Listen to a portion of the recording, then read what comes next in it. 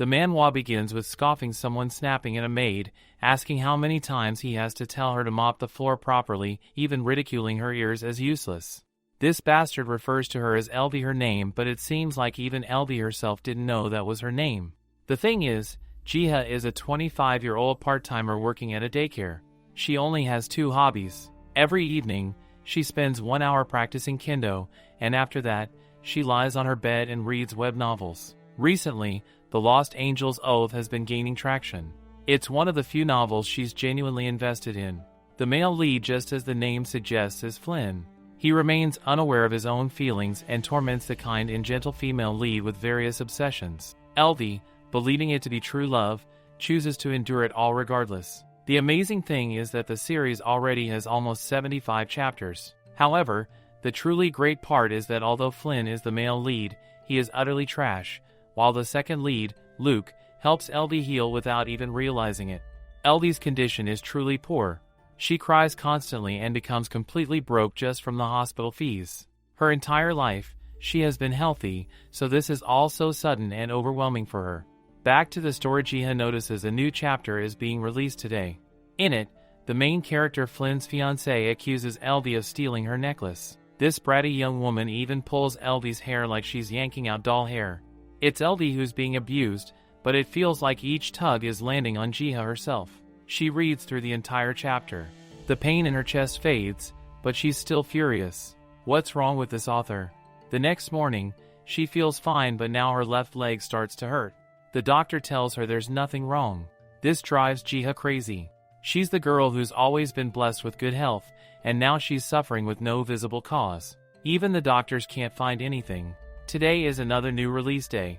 Jiha, lying in her hospital bed, actually, more like her deathbed, begs for a happy chapter. But instead, she reads that Elvie has fallen down the stairs and injured her left leg. This grabs Jiha's attention. Elvie has the same injury she has. Still, she tries to think positively. No, her leg is totally finished, just too immersed in the character. No negative thoughts allowed. She convinces herself her leg doesn't hurt. The release schedule for the novel is every Monday, Thursday, and Friday. Jiha has been sick on Thursday and Friday. More precisely, the pain in her left leg started on the day chapter 77 was released. She begins to suspect something, but quickly brushes it off. She tells herself not to think of impossible things, and believes that next week will be injury-free. That's what she thinks will happen. But on Monday, she collapses at work due to an unknown pain. She tells herself this is ridiculous. That very day, there are 2 visitors in the chapter. She reads that Flynn embraces Claire and whispers sweet nothings to her. Meanwhile, Elvie feels a sudden pain in her chest. Jiha, sitting there, wonders if she is feeling the same emotions as Elvie. She's not heartbroken, and yet she is overwhelmed by misery and sorrow.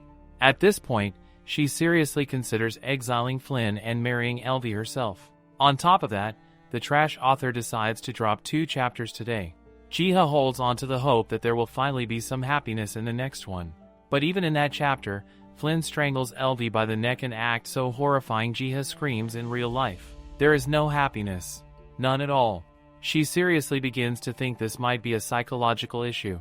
She even visits a psychiatrist, but her mental health checks out completely normal. Now, here she is, hospitalized again. She writes a full complaint, not just a short rant, because she genuinely needs to save her life, even if it makes her look like a weirdo. She realizes the author seems to really enjoy making Elvie suffer. Jiha is now jobless. But just then, a flash comes, and when she opens her eyes, she is standing there as Elvie. This bastard Flynn stands with Claire and murmurs an apology for having to witness such an unpleasant thing. No, I think the most unpleasant thing here is Flynn himself and his so-called bitch of a fiancé. The girl even dares to speak with mockery, implying that Flynn has trained his maid quite well. So why not you stand next in line, dear Claire? Elvie is sure that there's no mistaking it now. She has truly possessed this body. Elvie calls this rubbish. Flynn tries to sound funny, saying that the real rubbish is her moping. Sigh. He could have at least come up with a better line. Meanwhile, Claire is completely stunned. How dare Elvie try to speak this way? Is she asking to be slapped again? The slap from earlier is still hurting Elvie, and she thinks that if this isn't a dream, then she truly has possessed the body of Elvie. Flynn, the trashy head of this novel, shouts at Elvie to clean the floors again. She knows that, For the sake of the firearms business, Flynn had no choice but to marry Claire. Still, he continues the secret relationship with Elvie. And Elvie, this idiot, couldn't stop herself from falling for him either. Though Jiha always thought that if Elvie's feelings were that strong, she should have at least jokingly told Flynn not to marry Claire.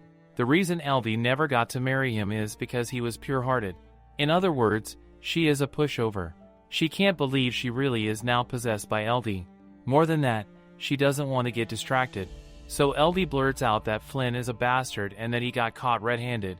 Flynn chokes on her words. She can see that he is wearing that expression, the one that expects the Virgin Mary like Elvie to act like a meek little saint.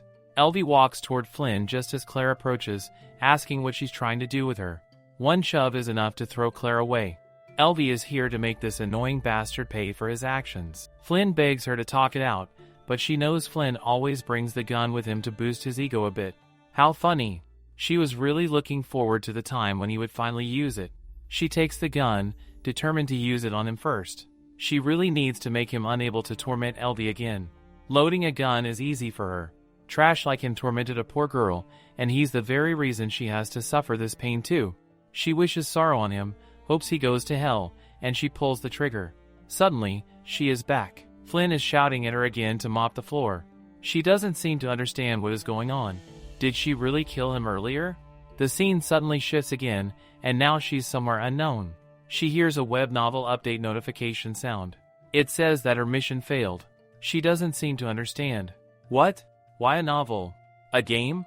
But before she can even read the thing properly, she's back in the maid's room. She's really feeling crazy now, so she tries to put things in order. First, she got possessed. Second, she got slapped by Flynn. Thirdly, she killed him with his own gun. But then the system says her mission failed. So that means he didn't die? It's been a crazy day, just one day since she got here in this world. And apparently, the incident where she held Flynn at gunpoint never happened. She is back to living the simple life of Elvie. One of the maids comes to Elvie, asking if she's alright, and if she's feeling sad because Flynn tormented her again. They don't understand why, every time he sees her, he can't help but target her. They hug her, saying that Elvie is really kind. They are the fire of the same hearth as Elvie. She assures them that she is fine and bids them farewell, thinking that even if they're worried, they are powerless in front of Flynn. But then there's an expectation. Luke is the one who helped her. He's here to call her, saying that Flynn is looking for her.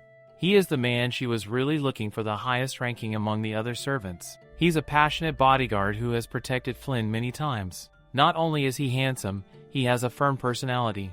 He doesn't seem like a social person, but if he heard that Flynn was tormenting Elvie again, he would either take leave that very day or hand his leftover bread to Elvie. That is why most of the readers wanted him to push Flynn aside and become the male lead instead. But the novel title is Please Endure the Male Lead. So she has to accept the fact that Flynn will have to be the male lead. She says to Luke that she'll be there in a second. Luke tells her that Flynn is upstairs, and Elvie thinks that he's even more handsome than she anticipated. In the novel, she is allowed to enter. And the moment she enters the room, this bastard goes straight ahead and hugs her, having the audacity to say he was dying for it. He pouts, saying that's why she left stains on the floor, so he had no choice but to act that way yesterday. After all, Claire was watching him. And he wanted to spend some time with Elvie, so he insisted Claire go to the guest room for now. He says to her that if the slap was too hard, it's only because the last time they were about to get caught because he was too gentle. That's why he slapped her hard, just as she had asked him to. This guy is seriously making Elvie's brain boil. She strikes his hand away, clearly not comfortable with the fact that he slapped her, and now, as if that weren't enough, he's even asking if she's fine. The contradiction gives her goosebumps because she is not the real Elvie. Flynn claims he knows that he's hurt her, yet the very person who caused her pain dares to touch her.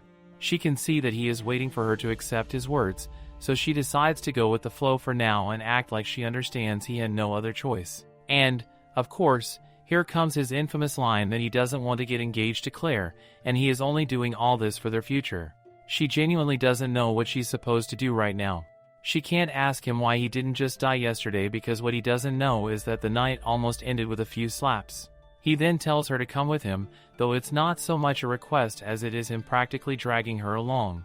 She keeps telling him to wait, but he pushes her into the bed, saying that he was dying to spend some intimate time with her. He gets on top of her, saying he'll embrace her properly and that it's really been hard for him to not touch her. He claims he really loves her and starts unbuttoning his shirt. Elvie, caught off guard, wonders if this novel was actually her 19, because in the original story it was only ever mentioned that they met behind Claire's back with no details. The scene just used to pass naturally, accompanied by birds flying and chirping. She asks him to wait a minute. He suddenly looks sad, asking if she truly hates him now. She's been enduring all this just because of his handsome face, but now she's done. She tells him directly that she doesn't feel like doing it today. But regardless of her refusal, he takes off his shirt. When he touches her again, asking if she still doesn't want to go through with it, she grabs the lamp by her side and hits him with it, shouting that she said she doesn't want to do it right now. She sees blood on her hands, unable to process how this seemingly feeble man ended up like this. Before he wakes up, she knows she needs to drag his heavy body, but then once again she hears that game-like voice. It tells her that she has failed the mission. She sees that if she completes the mission, she'll be granted a wish coupon. It seems like Flynn has died again, and based on the message, it looks like she hit his vital point purely on instinct. But she finally understands that the mission window only appears when he dies, which also means she can't kill him. She's supposed to keep him alive, no matter what. Frustrated, she starts shouting for the developer to come out and show their face. The mission is a disaster, and the system is a mess. She wishes she could go burn down the entire production team. And to top it all off, in Chapter 77, Elvie didn't even get to dodge the slap, so this must be the version of the world that exists after the story updates, where killing Flynn is no longer allowed. She's confused. Just how long does she have to keep him alive? Scoffing, she thinks that if they really expect her to let Flynn throw her around, live a happy college life with Claire, and flirt with her on the side, they're completely delusional. She's pissed that they won't even let her die so she can escape this nightmare. She decides to run away just to see what will happen. She's been walking for quite a while now, and the scenery she encounters is breathtaking. But she doesn't think she can get out of this game. There are no clues, no bound users, and yet, she can't return to the mansion either. Still, since there are no restrictions at this hour, she wonders if she'll be able to survive as a mere commoner, with no wealth or strength. She knows she can't make rash decisions, so she chooses to head back to the mansion for now. She's also planning to kill Flynn one more time because if the mission window appears again, she can confirm the conditions once and for all. She sighs, thinking back to the time she was simply sending out that one email. How on earth did she end up here? As she's approaching the mansion again, Flynn rushes to her and hugs her tightly, asking where she had been. He claims he was searching for her like a madman. He's acting like a man who hasn't seen his lover in 10 years. Then, suddenly, he pushes her away and yells how could she hurt his feelings? Is she really planning to leave him just like his mom?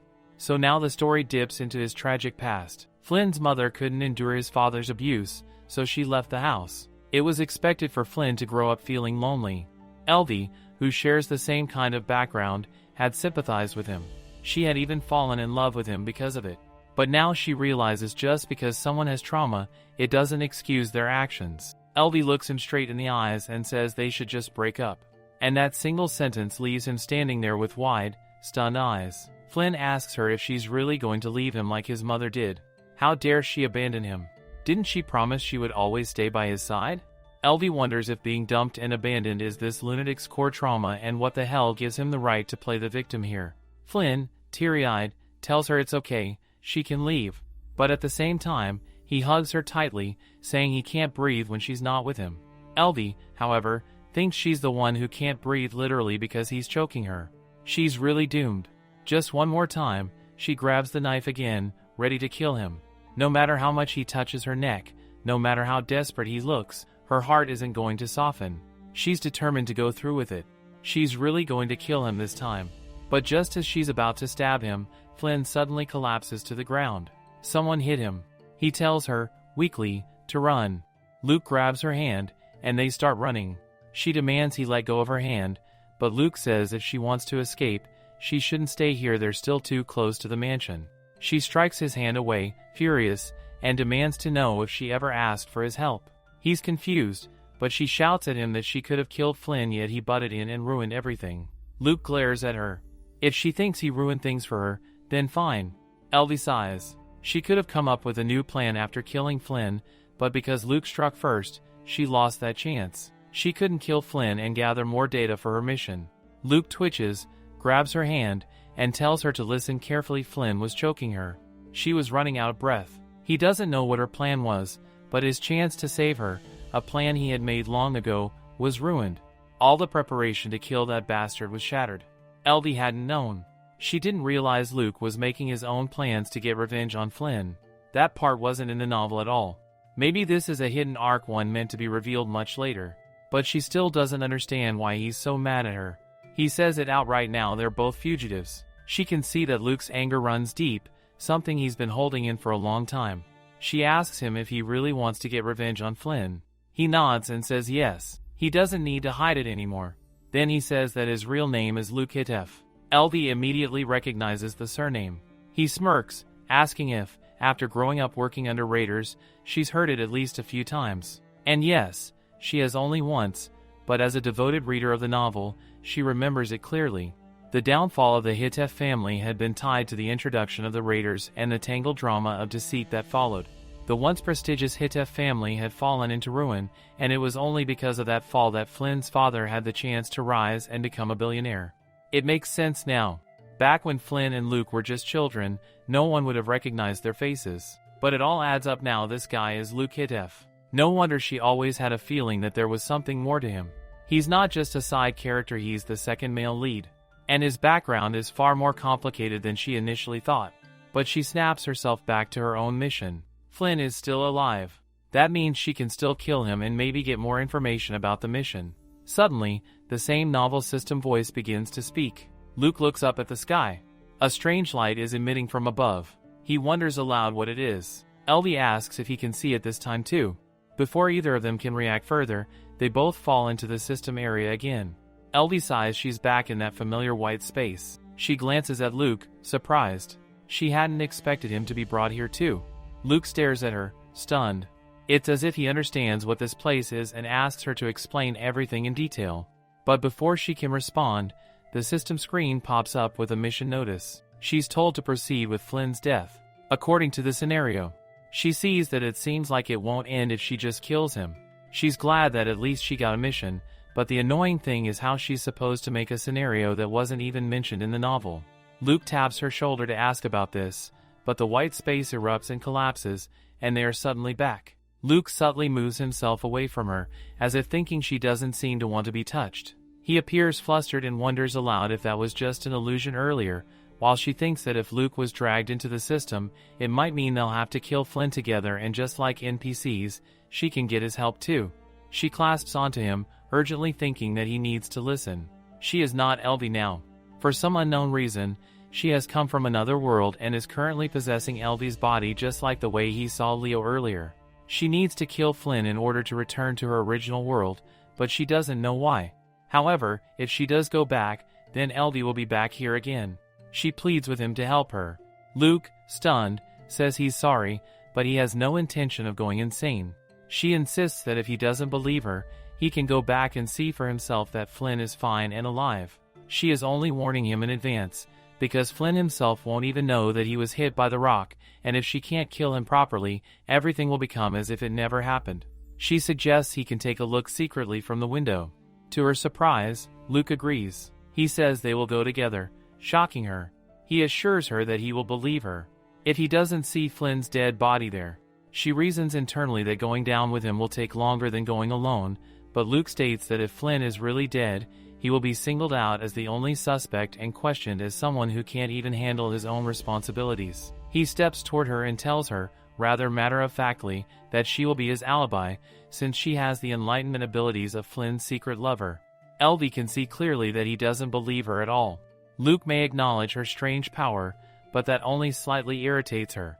She thought she would be the one to settle this on her own. She responds that fine, she'll go with him, and thinks to herself that if he still doesn't believe her after that, she will leave him. Now, they see from the window that Flynn is arguing with Claire. Luke's eyes widen in disbelief. He's certain this is impossible. He is sure he killed Flynn himself. His hands clench tightly as he glares. This is all too much. He decides he'll use this moment to check if what Elvie said is the truth or just another delusion. Inside the mansion, Flynn suddenly turns around, hosting a confused expression, wondering aloud why he feels like someone is there. Claire, confused, asks why he's getting sensitive all of a sudden. She casually suggests that, just like last time, it must be some birds since no sane assassin would come during the daytime. Outside, Elvie whispers to Luke that Flynn has heightened senses, and they are no match for him. If they try to climb the wall, they'll be caught instantly. Luke responds by saying he will carry her. She doesn't think it's a good idea, but they have no time left to argue. She holds onto him tightly, and Luke jumps down. They are now on the ground floor. When Elvie remarks that he has a good physique, Luke immediately puts a hand over her mouth to keep her quiet. Flynn, seeing no one outside, eventually convinces himself that it might really have been just a bird. He apologizes to Claire for the disturbance. Down below, Elvie breathes in relief. She asks Luke if he has a next plan. Luke tells her she can escape from the back door, and that he will lie to Flynn by saying she was kidnapped by the assassin. He offers to buy her some time with a fake testimony, so she should get as far as she can. She looks at him with hesitation and asks if he's asking her to run away from Flynn. Luke stares back at her, his expression firm as he declares that he wants to believe she is not the real Elvie. Elvie tells Luke that they should go together, no matter what happens. She knows that Flynn will not let him go easily either. Even if Luke tries to make unrealistic promises or curses, Flynn will only take out his anger on him. If she doesn't act fast, it will be Luke who ends up suffering the torture. She makes it clear that if he doesn't want to kill Flynn, then they will have to do it together. Now the scene shifts.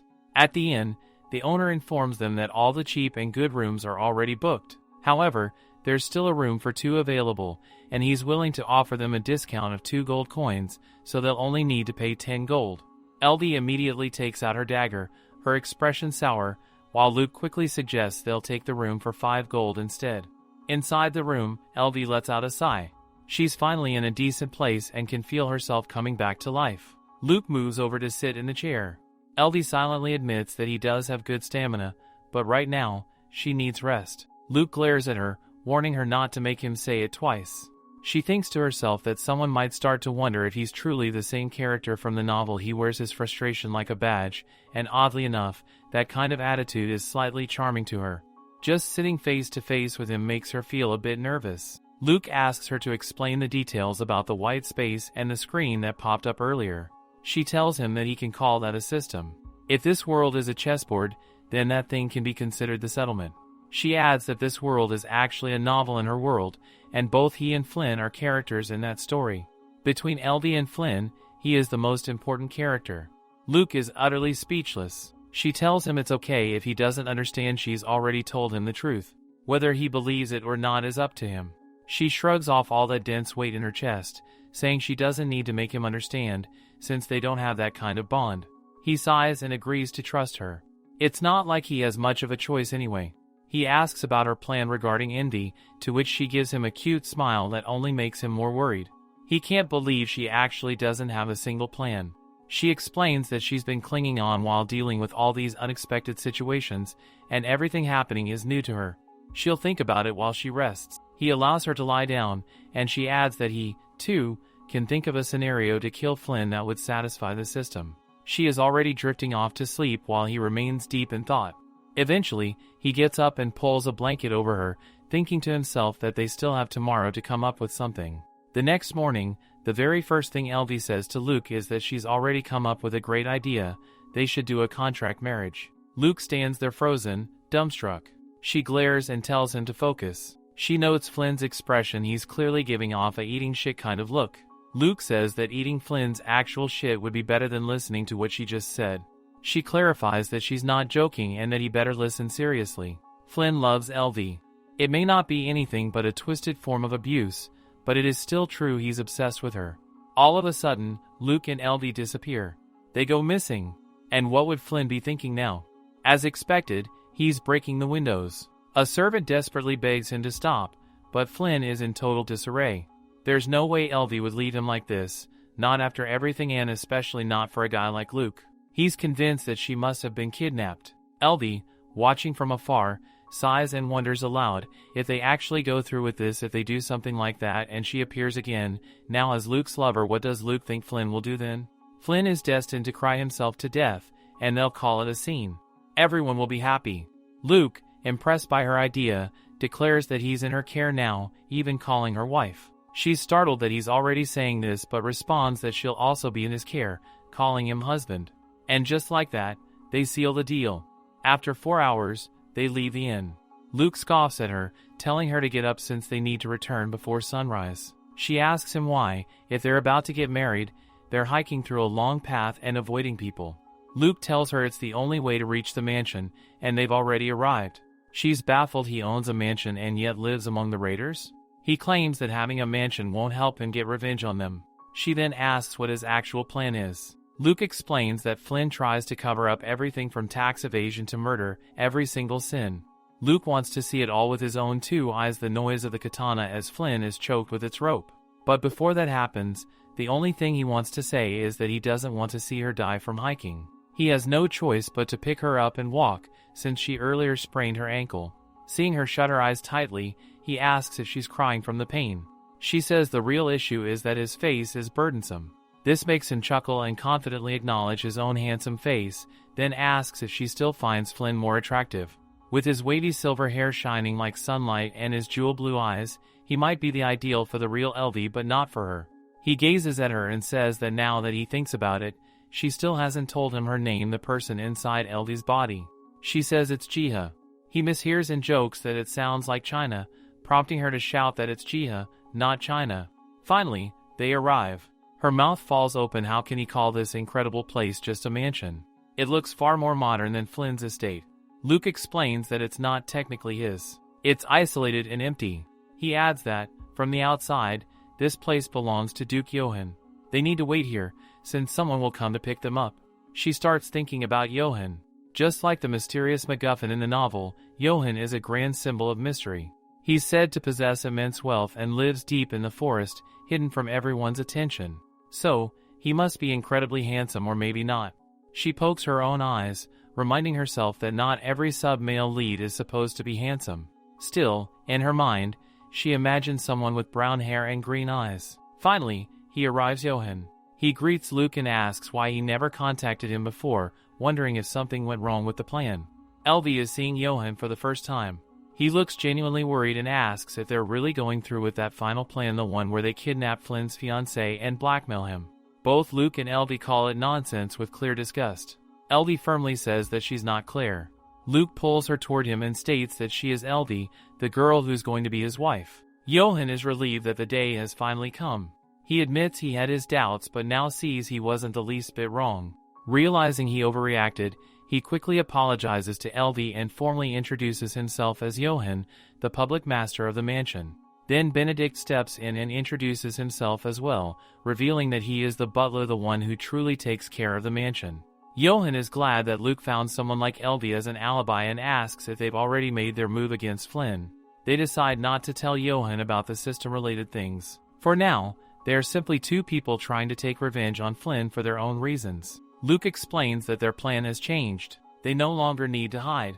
Just standing face to face with Flynn will be enough to shatter him. He will handle his own business, and Johann and Benedict will assist Elvie. After all, they are aiming to become high society's best couple.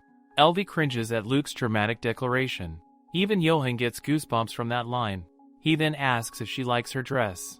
She genuinely does. The color, the pattern, it's clearly expensive. Johann confirms that it's indeed very costly, crafted by a renowned designer from the Eastern nation. It's widely known and, as he expected, it suits her perfectly. Elvie wonders if someone like her can really wear such a stunning dress. Johann gets carried away, claiming that the dress was made only for someone like her, and it will definitely captivate everyone's attention. Suddenly, the screen pops up. The quest has been detected. She needs to make Elvie a noble.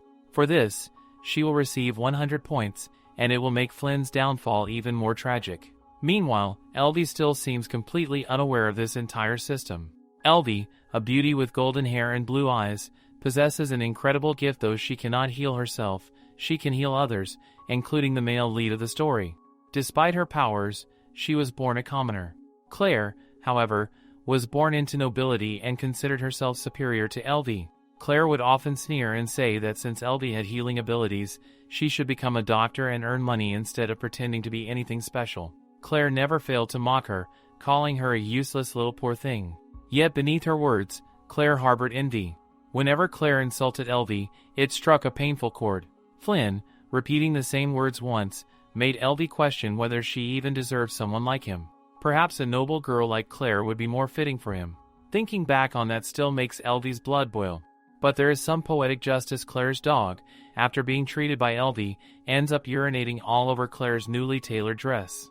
On that very same day, Luke, too, had handed a handkerchief to a tearful Elvie. Elvie still wonders why it had to be Luke. Then, from behind her, he suddenly appears. He seems to have overheard something, for he remarks that the system is talking again about those strange points. But seeing him half naked after stepping out of the shower, she momentarily loses her composure. Though she had told him to hurry, she had not expected him to show up in such a state. Luke calls out to her again, and she notices just how deep and passionate his voice sounds. But she reminds herself that no matter how attractive this man is, she must calm down. No matter how many feelings she harbors for handsome men, she cannot forget that she is real and he is merely a character. After all, he is the second male lead of this novel. As she sorts through outfits with Johan, the system window pops up again. She doesn't know where it keeps coming from, but in her world, it's not a bad thing.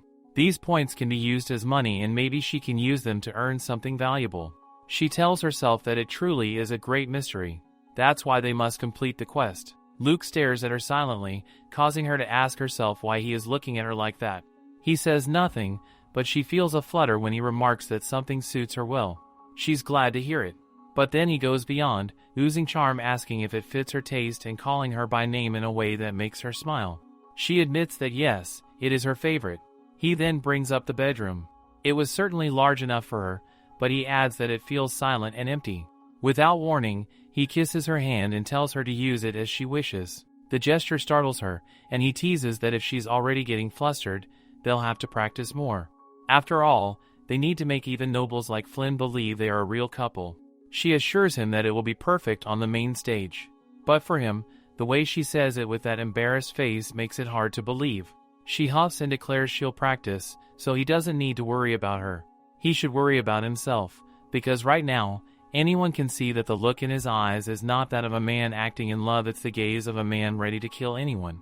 He immediately changes his expression, smiling sweetly, and says that his wife is so beautiful. The words melt her completely, and she turns pink. She hits him lightly, telling him to switch back to that murderous expression. A few days pass as they begin to prepare for their next plan. Titles in the Empire aren't given by heaven, they come from the Emperor and the Empress. She could gain a title just like Johan did, but it would exist only on paper, only in the face of money. It isn't safe. If someone like Flynn were to accuse her, he could expose her easily. What shocks her even more is the revelation that Flynn isn't even the real son of Duke Davis.